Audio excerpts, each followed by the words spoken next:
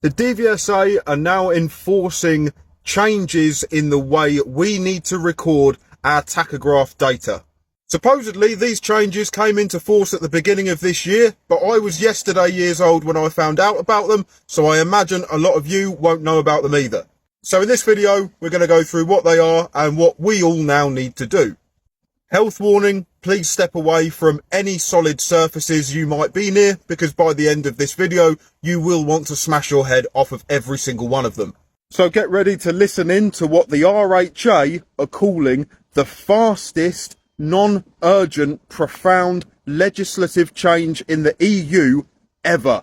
We, as drivers, now need to account for everything that we've done or not done 24 hours a day, 7 days a week, even when we're not at work. So rather than just putting our card in and getting on with it on a Monday morning, we now need to account for the time we've had off.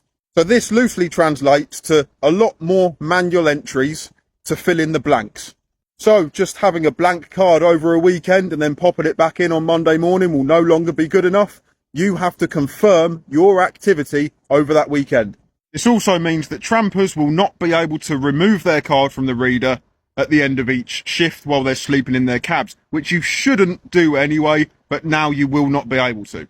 All the time you are in the vehicle, your card will have to remain inside the tacho head.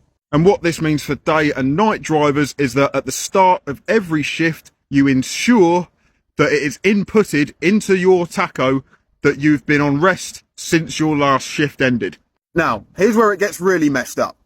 You need to account for everything you've done in the last 28 days, even if you've not driven a truck in that time.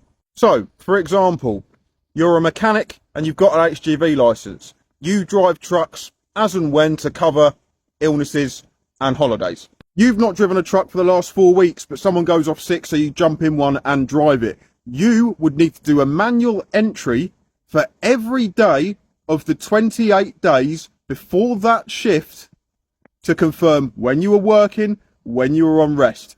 If anybody has blank data within the last 28 days, they could get a ticket. This also applies to people who have just passed their test and have never driven a truck before in their life. You still have to account for the last 28 days before your first shift. And all this applies to everyone who drives under EU hours, even if you only drive under EU hours some of the time. So thank you to the government and to the DVSA for shafting lorry drivers and making our lives even more difficult. Much appreciated.